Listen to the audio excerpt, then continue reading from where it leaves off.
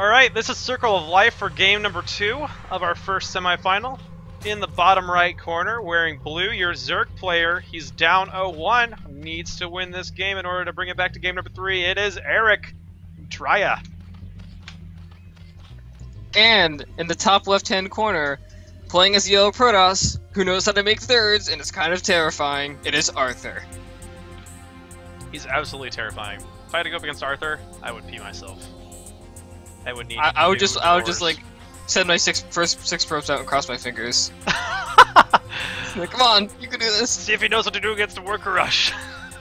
oh wait, he knows how to attack move. That's right, I lost. Shoot. Well. Maybe if I got the Zealot probes. Yeah, Zealot probes. Who knows? Worker rushes could have been super deadly with those. I mean, Brood War probes are practically zealots. So I hated Brood War workers so much. They'd like attack, and then they would like think about it for a little bit, and then start attacking, and they're already dead. Awful. Yeah. Probes had like extra range than the other ones did, but drones had the best regeneration. But SCVs had more health. Yeah, SCVs had like 60 health or something ridiculous. Yeah, that was more than a Marine. Yeah, I think it was 60. It was just, I guess because they were actively had to build buildings, they gave more health. I'm not sure exactly what the reasoning for it was, but it was either that or the air was so terrible. Alright. They had the worst attack. Too clunky. Alright, so we do see Erik getting that hatchery down now after going pool first again. Which I'm really not sure that I feel like hatch first is generally going to be your best build in almost every situation. Unless your opponent is going to try to go for like some sort of cannon thing or proxies. The hatchery first usually seems to be the better build of the two. Well, like in you the said, current Starbow meta, of course. Well, like you said with the proxies and stuff, just getting pool first means if your opponent decides to go 2-gate outside of your base, you're not just dead. So, just playing a little safe, nothing wrong with that. Yep. Not too terrible, so. Nothing really to comment on so far. Nothing out of the ordinary yet. Although Erik hasn't gotten a gas yet, so that is a little bit strange. We usually see Zerg getting a gas. He got a very quick third. Oh, wow. Okay, well there is something out of the ordinary. Okay, so Erik gonna go for the macro cheese here. That would explain why he's not getting the gas. Okay, now it does come up. And we'll see how this play plays out for him. Now, Arthur generally does kind of go for that big mass on 2 bases sort of thing, so if Erik can get his third safely up without taking too much damage from Arthur, if Arthur does choose to get aggressive, could work out for him. Might have enough economy to try to hold off that big scary storm push that Arthur likes to do. So we have a Cybernetics core on the way for Arthur. Nothing too interesting. Gas. And Zergport does have his gas now. Probably gonna get Zerglings speed because of the third. You have to defend it somehow. So you want your quick, speedy Zerglings to help it out. Yep, absolutely. And Varsovi Pat saying that SCVs actually had 65 hit points. 65 health. Wow, yeah, they totally OP. Just ridiculous. Who needs an army? Just like you have the tankiest worker ever. Just go move out with those. And we actually have a Hydro Stead on the way once more. So probably no Mutaplague again, like the last game. Probably gonna see some sort of worker Zergling Hydroisk setup. Yeah, although, I mean, it's possible Erik could just be going for like some sort of big, 3-hatch Hydra bust. I don't know, it could be... I feel like Arthur should be able to handle that pretty well. Arthur, having played, I'm sure played a lot of Brood War in the past, knows how to handle that. We do have the Twilight Council coming up again, so it looks like it might be DTs, in which case should be relatively safe actually, although Erik is starting to get an Overlord kind of over there, kind of in position. So a couple Zealots gonna scare away these Zerglings here from the front. And we do have +1 ground weapons on the way. I'm not sure if you got that last game. Oh, yeah, it's very possible he did. So Erik just keeping an eye on these Zealots, trying not to take too much damage from them, just kind of pull them around. And we do see that Hydra speed is on the way, so we could see a big number of Hydras. Right now he's only getting a couple of them though. So it doesn't look like it's going to be any sort of Hydra bust all-in sort of play here, but he will clean up these 2 Zealots here without too much trouble with the Hydras and the Zerglings. So Arthur unable to see anything here, doesn't really know what his Zerg opponent is doing, does know that he does have Hydralisks though, so that is some important information. And yeah, he is getting charged, so he's anticipating the Hydra Bust, but it's not, because Eric has a lair on the way. Yep, going into lair and just continue to make drones, so Erik is going to be macroing behind this, not going to go for anything too crazy. But sometimes just showing the Hydras and showing those units there is enough to get a bit of an overreaction from your opponent. So far though, no overreaction though. Arthur still only has the one cannon. He didn't throw down any extra ones. He's not afraid of the Hydra Bust. So he's Arthur's still in a good position. But we do have a lot of Zealots, actually. With charge almost done. What if he's going to move out with all these Zealots and try to get something done? Yeah, most likely that is what he's going to be doing. +1 and charge, or leg enhancements. Can be very scary for Zerg to deal with, especially if there's no static defense and no lurkers out yet. And the lair is not quite done yet, so if Arthur moves out here soon, yeah, and this is the time he's looking for. His +1 won't be finished yet, but he will be getting the speed very soon, and Hydralisk will have a very, very, very difficult time dealing with this. Erik really needs to get some sort of static defense. Lurker Den is just now starting, but it is not going to be done in time. That is a lot of Hydras, rely on these Hydras. A good number of Hydras, but this number of Zealots will still do very good work on them. Okay. And with the Zergling support, though. The Zergling support might be enough. He gets a nice surround there on the first few Zealots with the Zerglings. And all these Zerglings might be enough to keep things good for Erik. He needs to keep these Hydras clean. Can't let the Zealots get up on top of them. Zerglings go down, though. That's still a lot of Zealots. Yep, and we do have more Zerglings coming out here. More Hydras as well. I think that Erik should be able to hold on to this. Yeah, and there's no follow-up here from Arthur, but this is a lot of larva and a lot of investment here for Erik that he's had to make to defending this.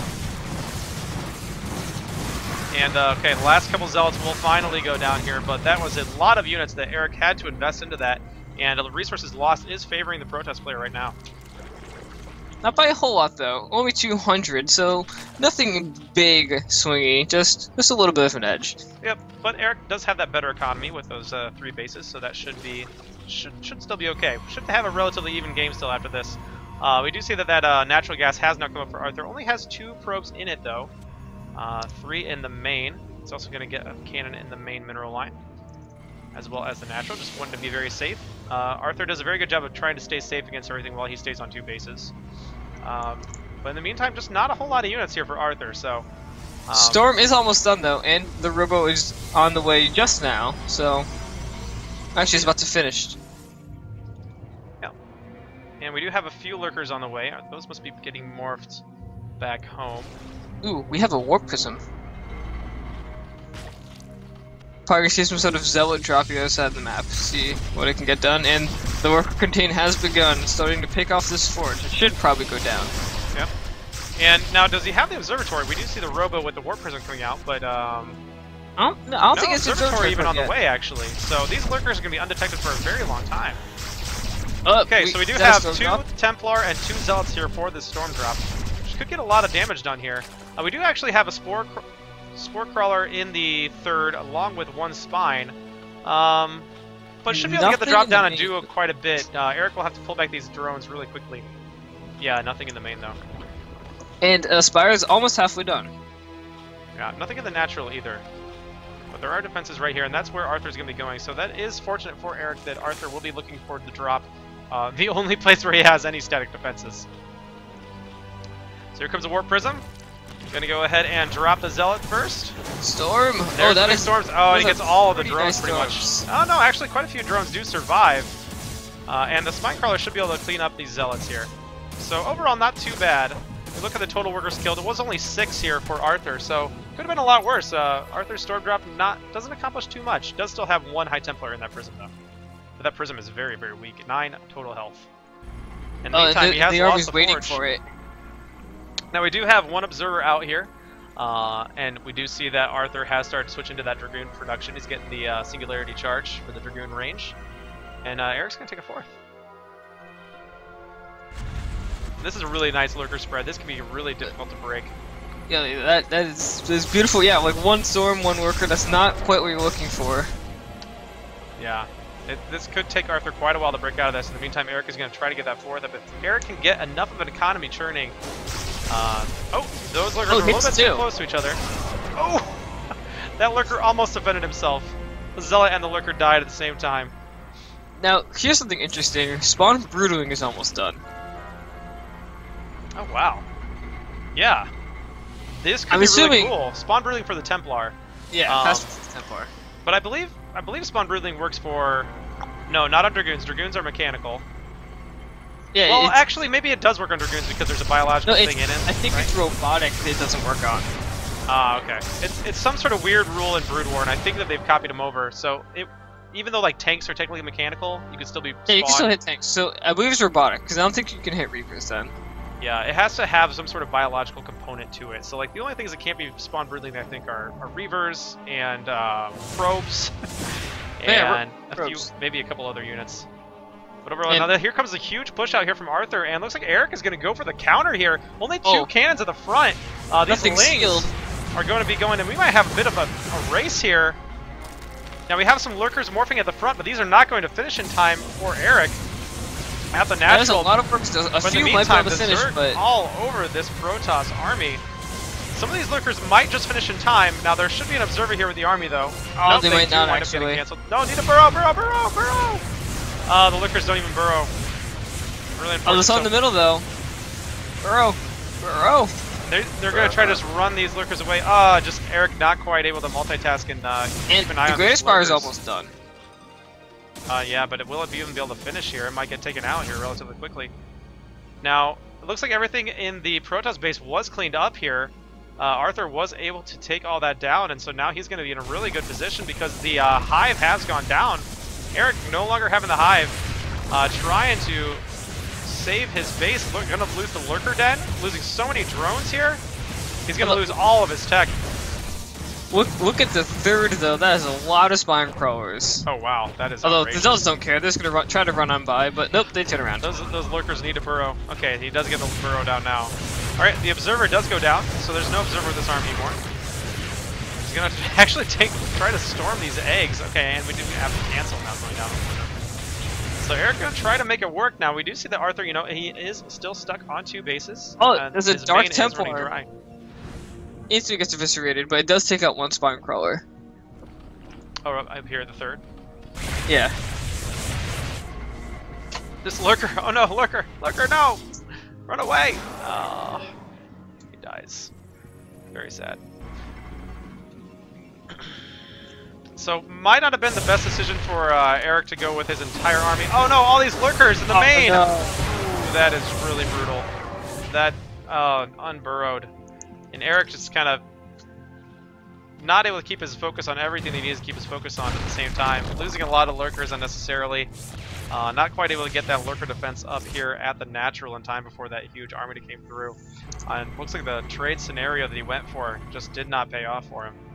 Yeah, Erik's trying to move out with his lurkers, but yeah, he's just gonna go back, sit tight, and he actually got a few Vipers out, so it's gonna be a while before we get Spawn Broodwing, but they will be able to use it. Yeah, now, is that still 150 energy? And we do see Yes. Arthur is once again establishing a third. So yeah, that will take a while. Now, where are those Vipers, actually? They're like over the ocean. Oh. Actually, they're right over the There we third go. now. So yeah, they'll have it. It'll take a while before they get it.